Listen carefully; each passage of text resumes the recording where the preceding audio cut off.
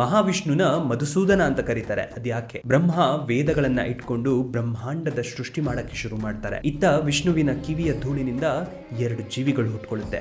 ಅದೇ ಮಧು ಹಾಗೆ ಕೈತಬ. ಇವರಿಬ್ಬರಿಗೂ ತಾವೆಲ್ಲಿದ್ದೀವಿ ಅನ್ನೋ ಅರಿವೇ ಇರೋದಿಲ್ಲ. ಎತ್ತ ನೋಡಿದರೂ ಬರೀ ನೀರೇ ಕಾಣಿಸ್ತಿರುತ್ತೆ. ಯಾವ ಜೀವಿಯೂ ಇನ್ನೂ ಹುಟ್ಟೇ ಇರೋದಿಲ್ಲ. ಆಗ್ಲೇ ಇವರೇ ಸರ್ವೋತ್ತಮರು ಅನ್ನೋ ಅಹಂಕಾರ ಅವರಲ್ಲಿ ಮೂಡುತ್ತೆ. ಕಮಲದ ಮೇಲೆ ಕುಳಿತಿದ್ದಂತಹ ಬ್ರಹ್ಮದೇವನನ್ನ ಅವರು ಈ ಕೂಡಲೇ ಇಳಿಬೇಕು ಅಂತ ಹೇಳ್ತಾರೆ.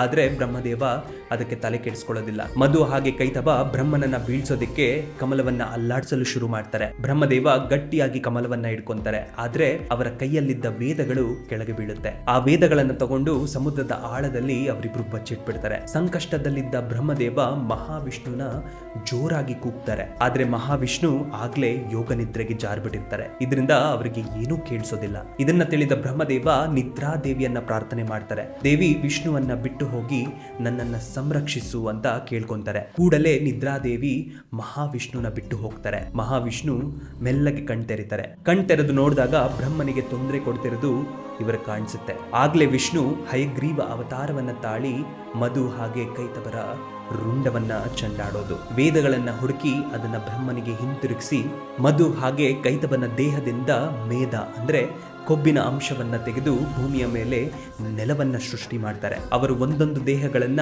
6 ಭಾಗಗಳನ್ನಾಗಿ ಮಾಡಿ ನಾವೇನು ಭೂಮಿಯಲ್ಲಿ 12 ಟೆಕ್ಟಾನಿಕ್ ಪ್ಲೇಟ್ಸ್ ಇದೆ ಅಂತ ಹೇಳ್ತೀವಿ ಅದನ್ನ ಸೃಷ್ಟಿ ಮಾಡ್ತಾರೆ. ಮಹಾವಿಷ್ಣುನ ಕಿವಿಯ ಧೂಳಿನಿಂದ ಏನೆಲ್ಲ ಸೃಷ್ಟಿಯಾಯಿತು ನೋಡಿ.